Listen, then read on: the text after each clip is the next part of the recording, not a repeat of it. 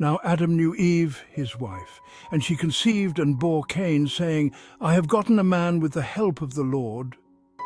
And again she bore his brother Abel. Now Abel was a keeper of sheep, and Cain a worker of the ground. In the course of time Cain brought to the Lord an offering of the fruit of the ground. And Abel also brought of the firstborn of his flock and of their fat portions. And the Lord had regard for Abel and his offering, but for Cain and his offering he had no regard. So Cain was very angry, and his face fell. The Lord said to Cain, Why are you angry, and why has your face fallen? If you do well, will you not be accepted? And if you do not do well, sin is crouching at the door. Its desire is contrary to you, but you must rule over it.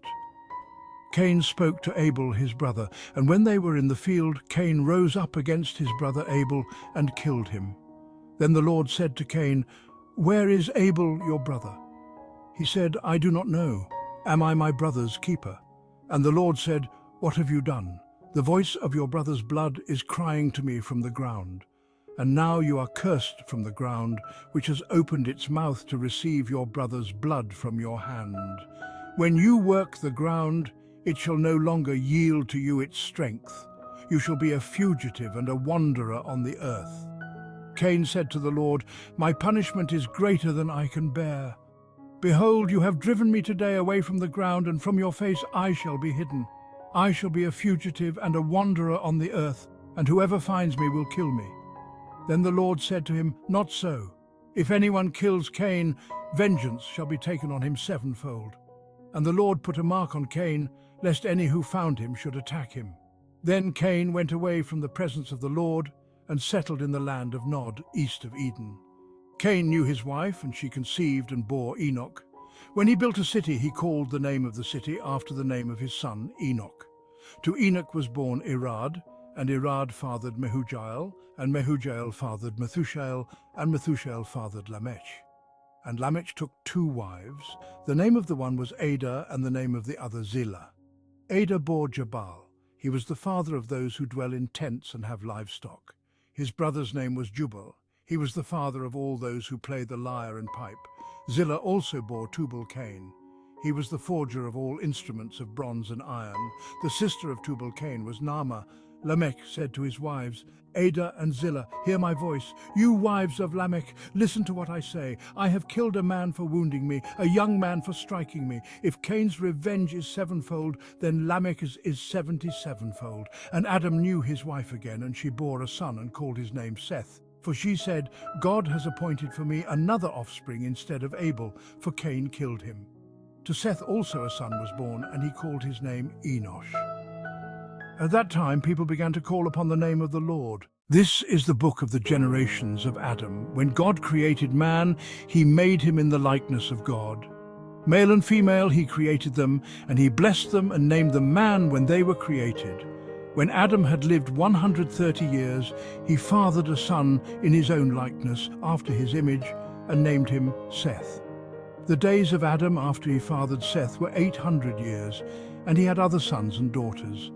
Thus all the days that Adam lived were 930 years, and he died. When Seth had lived 105 years, he fathered Enosh. Seth lived after he fathered Enosh 807 years and had other sons and daughters. Thus all the days of Seth were 912 years, and he died. When Enosh had lived 90 years, he fathered Kenan. Enosh lived after he fathered Kenan 815 years and had other sons and daughters. Thus all the days of Enosh were 905 years, and he died. When Kenan had lived 70 years, he fathered Mahalalel. Kenan lived after he fathered Mahalalel 840 years and had other sons and daughters. Thus all the days of Kenan were 910 years, and he died. When Mahalalel had lived 65 years, he fathered Jared. Mahalalel lived after he fathered Jared 830 years and had other sons and daughters. Thus all the days of Mahalalel were 895 years, and he died. When Jared had lived 162 years, he fathered Enoch. Jared lived after he fathered Enoch 800 years and had other sons and daughters. Thus all the days of Jared were 962 years, and he died. When Enoch had lived 65 years, he fathered Methuselah. Enoch walked with God after he fathered Methuselah 300 years and had other sons and daughters. Thus all the days of Enoch were 365 years, Enoch walked with God, and he was not, for God took him. When Methuselah had lived 187 years, he fathered Lamech. Methuselah lived after he fathered Lamech 782 years, and had other sons and daughters. Thus all the days of Methuselah were 969 years, and he died. When Lamech had lived 182 years, he fathered a son and called his name Noah, saying, "Out of the ground that the Lord has cursed, this one shall bring us relief from our work and from the painful toil of our hands." Lamech lived after he fathered Noah 595 years and had other sons and daughters. Thus all the days of Lamech were 777 years, and he died. After Noah was 500 years old, Noah fathered Shem, Ham, and Japheth. When man began to multiply on the face of the land, and daughters were born to them, the sons of God saw that the daughters of man were attractive, and they took as their wives any they chose. Then the Lord said, "My spirit shall not abide in man forever, for he is flesh. His days shall be 120 years. The Nephilim were on the earth in those days, and also afterward, when the sons of God came into the daughters of man, and they bore children to them. These were the mighty men who were of old, the men of renown. The Lord saw that the wickedness of man was great in the earth, and that every intention of the thoughts of his heart was only evil continually. And the Lord regretted that he had made man on the earth, and it grieved him to his heart.